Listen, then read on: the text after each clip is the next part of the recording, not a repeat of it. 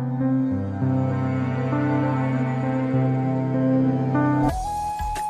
गणेशाय नमः.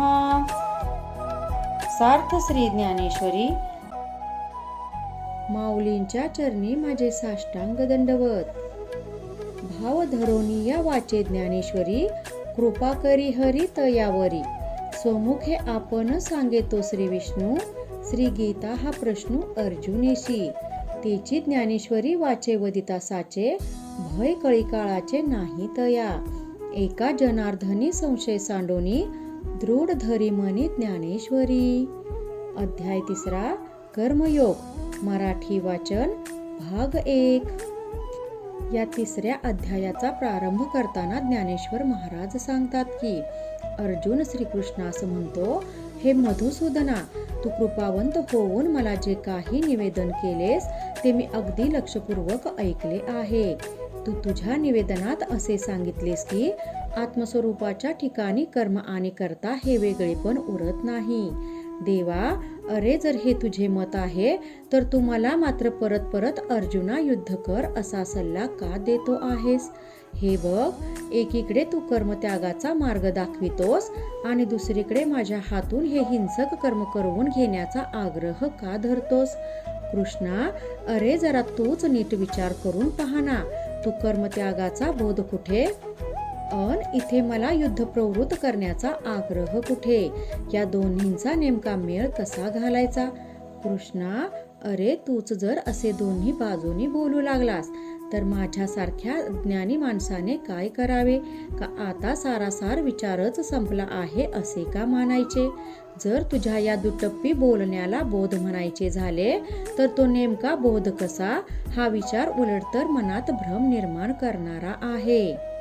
हेच जर तुझे सांगणे असेल तर आमची आत्मबोधाची इच्छा चांगलीच पुरली असे म्हणावे लागेल. जर रोग्याला पाहून तपासून त्याला पथ्यपाणी सांगून औषध पाजून जाताना जर वैद्यच त्या औषधात विष घालेल तर तो रोगी जगणार तरी कसा?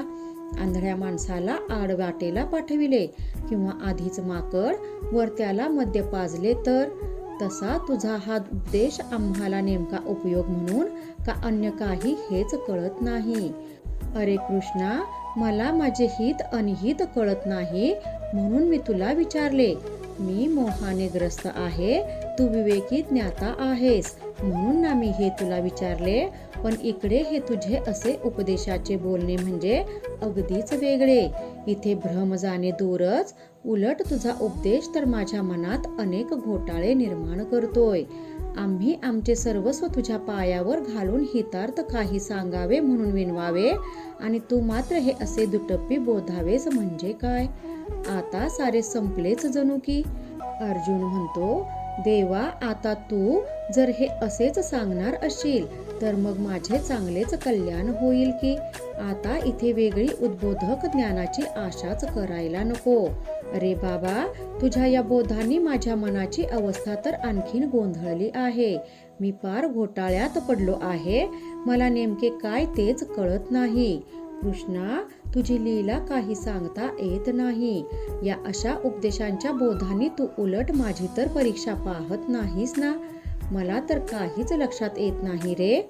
एकदा तर असे वाटते की तू मला फसवत तर नाहीस ना, का तूच हे गूढ ब्रह्मज्ञान मला यातून सांगतो आहेस?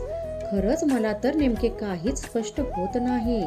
म्हणून हे माधवा, माझी तुला नम्र विनंती आहे की तू अशी गूढार्थाची भाषा न बोलता तू आपले माझ्यासारख्या सर्वसामान्यास नीट कळेल अशा सोप्या साध्या शब्दात जे सांगायचे ते सांग. देवा, मी मूळ मंद बुद्धीचा असल्याने मला तू चटकन समजेल उमजेल अशा साध्या शब्दात काय ते सांग. श्रीकृष्णा, अरे माझ्यासारख्या रोग्याला तू तुझ्या बोधामृताचे असे औषध दे की जे मधुर अनरुचकर असेल, ज्या बोधाने माझ्या मनाचे पूर्ण समाधान होईल. तो बोध आचरणास साधा अनसरळ असेल आणि जो परिपूर्ण असेल असा बोध तू मला कर. कृष्णा, तू माझी गुरुमाऊली आहेस. बालकाने आपल्या मातेकडे हट्ट करावा तसा मी तुझ्याकडे मला तूच उचित बोधामृत पाज अशी विनवणी करतो आहे. आमचे हे परमभाग्य आहे की आम्हाला सुदैवाने तुझ्यासारखी दुभती कामधेनू मिळाली आहे. असे असताना जे हवे ते तुझ्याकडे निसंकोचपणे मागण्यात आम्ही कोण कारणे कमी पडावे? किंवा जर हातात चिंतामणी मिळाला असेल तर हवी ती वस्तू मागण्यात अडचण ती का यावी? जे हवे ते आम्ही त्याच्याकडे का मागू नये? अमृताच्या सागराजवळ येऊन जर त्याच्या सेवनाने आपली तहान भागवून घ्यायची नसेल तर मग इथवर येण्याचे कष्ट तरी का घ्यावेत? अरे, गेल्या अनेक जन्मोजन्मीच्या थोर पुण्याईने आम्हास तुझा दैवी लाभ झाला आहे. मग जे हवे ते तुझ्याकडे मागून घेऊन आम्ही आमची इच्छा पूर्ण करून घेण्याची हीच सुवेळ नाही का? प्रभू, हे माझे भाग्य आहे की मला तुझा लाभ झाला आहे. तुझ्यामुळे माझ्या मनोरथाची पूर्ती होणार आहे, मनातला हेतू सफल होणार आहे. आणि हे पुरुषोत्तमा, या गोष्टी का शक्य आहेत? कारण परमभाग्याने आम्हास तुझ्यासारखा कृपासागर लाभला आहे. ज्याप्रमाणे लहान बालकाला मातेचे स्तनपान करण्यासाठी काळवेळेचे बंधन नसते, त्याप्रमाणे हे श्रीरंगा, मी सुद्धा माझे मनोरथ पूर्ण करून घेण्यासाठी तुला या माझ्या विविध शंका कुशंका विचारित आहे. तेव्हा हे कृपावंता, माझी तुला प्रार्थना आहे की इहलोकी जे आचरण्यासाठी सहज सोपे आहे, जे माझ्या हिताचे आहे, ज्यामुळे माझे कल्याण होईल, अशी एक निश्चित गोष्ट तू मला सांग. अर्जुनाचे हे बोलणे ऐकून श्रीकृष्ण भगवान आश्चर्यचकित होऊन म्हणतात, अरे अर्जुना, मी जे तुला काही सांगितले आहे ना, ते अगदी गर्भितार्थाने आणि अगदी थोडक्यात. अर्जुना, अरे, तुला ईश्वरार्पण कर्मे करण्याची वाट दाखवित असताना आम्ही तुला प्रसंगानुरूप ज्ञानमार्गही सांगितलाच की तो आमचा हेतू मात्र तुझ्या लक्षात आलेला दिसत नाही. मला वाटते की त्यामुळे तू माझ्यावर रागवला आहेस, पण हे तुझे नाकळतेपण आहे. मी तर तुला योग्य असे दोन्ही मार्ग सांगितले आहेत. पार्था, हे नीट लक्षात घे की या पृथ्वीवर हे दोन्ही मार्ग माझ्यापासून प्रगट झालेले आहेत. हे दोन्ही मार्ग मूळचेच आहेत. या दोन्ही मार्गातला एक आहे ज्ञानमार्ग. त्याचे आचरण हे ज्ञानी लोक करतात. ते परमतत्वाची या मार्गाने ओळख करून घेतात आणि त्याच्याशीच तादाम्य पावण्याचा अभ्यास करतात. दुसरा मार्ग जो आहे तो कर्ममार्ग. कर्मयोग ह्याचे आचरण करून आर्त, मुमुक्षु आणि खरे जिज्ञासू हे कालांतराने आत्मज्ञान प्राप्तीनंतर मोक्षास जातात. तयार असलेले किंवा तयार करून घेतलेल्या अन्नाच्या सेवनाने होणारी भुकेची तृप्ती सारखीच असते. तसेच वरकरणी हे दोन्ही मार्ग भिन्न दिसत असले तरी त्यांचे अंतिम ध्येय हे एकच असते. जशा पूर्वेकडून पश्चिमेकडून वाहणाऱ्या नद्या वेगवेगळ्या दिसत असल्या तरी त्या शेवटी एका सागरालाच जाऊन मिळतात, त्याप्रमाणे ज्ञानमार्ग आणि कर्ममार्ग दोन असले तरी ते एकाच परब्रह्म तत्वाचे सूचक आहेत. परंतु या दोन्ही मधला कोणी कोणता मार्ग अवलंबवायचा हे ज्याच्या त्याच्या योग्यतेवर अवलंबून असते. असे पहा की हवेत उडू शकणारा पक्षी हा एका उड्डाणात फळाच्या फांदीवर जाऊन बसू शकतो, पण माणसाला ते शक्य होईल का? सांग पाहू. माणूस काय करेल, तो आधी खोडावर मग एकेका फांदीवर चढत जाईल आणि मग कुठे तो त्या फळापर्यंत जाऊ शकेल. त्याप्रमाणे जे ज्ञानमार्गी उपासक आहेत ते पक्षाप्रमाणे तात्काळ आपल्या मोक्षप्राप्तीच्या साध्यापर्यंत जातात, तर जे इतर उपासक म्हणजेच कर्ममार्गाचे आचरक असतात ते त्यांच्या त्यांच्या वर्णाश्रम धर्माप्रमाणे सन्मार्गाचे आचरण करीत हळूहळू मुंगीच्या गतीने ज्ञानोत्तर काळी त्या मोक्षास जाऊन पोहोचतात. दुसरी गोष्ट अशी की योग्य कर्माची सुरुवात केल्याशिवाय कर्महीन पुरुषाला एखाद्या सिद्ध्याप्रमाणे निश्चयाने ज्ञाननिष्ठ होता येत नाही. अर्जुना, ज्याला जी कर्मे करायची ती त्याने करायलाच हवी. ती त्यागून मी कृतार्थ होईन असे म्हणणे केवळ वेडेपणाचे आहे. समजा जर एखाद्यास दुथडी नदी पार करून जायचे असेल तर तो त्या नावेच्या माध्यमाशिवाय कसे जाऊ शकेल? किंवा स्वयंपाक न करता किंवा तयार शिजवलेले पुढ्यातले अन्न न खाता भूक भागणार आहे का? जोवर मनात निरीच्छता निर्माण होत नाही तोवर प्रयत्न, साधना, कर्म, कृती, आचार या साऱ्या खटापटी कराव्याच लागतात. एकदा का ते निरीच्छता प्राप्त झाली म्हणजे आपोआपच हा खटाटोप थांबतो. म्हणून अर्जुना, तू ही गोष्ट नीट लक्षात घे की ज्याला परमात्म्याची प्राप्ती करून घ्यायची आहे, तशी मनात प्रबळ इच्छा आहे, त्याला विहित कर्मेही करावीच लागतात. आणि दुसरे असे की आपल्याला इच्छा झाली म्हणून कर्म आपल्या हातून घडते किंवा इच्छा नाही म्हणून ते घडत नाही, असे होते का? हे असे बोलणे वरवरचे असते. याचा नीट विचार करून पाहिले तर असे लक्षात येते की नुसते कर्म हाकल्याने त्याच्या खऱ्या अर्थाने त्याग होत नाही. जोवर आपण मायेच्या अधीन आहोत तोवर आपल्या हातून घडणाऱ्या सर्व गोष्टी या मायेच्या गुणांमुळे घडत असतात. आपण जेव्हा हे दुसऱ्या कोणाच्या इच्छेवर घडत असते तेव्हा मी ते करतोय किंवा मी त्याचा त्याग केला आहे, असे हे अज्ञानाचे लक्षण आहे. कर्माचा आरंभ हा कर्त्याच्या इच्छेवर अवलंबून असतो. जर आपण रागाने किंवा त्रासामुळे मी आता हे कर्मच टाकून देतो असे म्हटले म्हणजे स्वाभाविक कर्म उत्पन्न करण्याचा इंद्रियांचा धर्म काय नष्ट होतो का? किंवा विहित कर्माचा त्याग केला तरी कानांनी ऐकणे, डोळ्यांनी पाहणे, नाकाने श्वास घेणे, वास घेणे या क्रिया काय बंद होतात का? किंवा पान आणि अपान या वायूंच्या क्रिया बंद झाल्या किंवा बुद्धीने सर्व कल्पना करणे सोडले आहे, तहान भुकेची इच्छा थांबली आहे, असे कधीतरी घडते का? जागेपणा आणि स्वप्नावस्था या दोन अवस्था कधी थांबल्या आहेत का?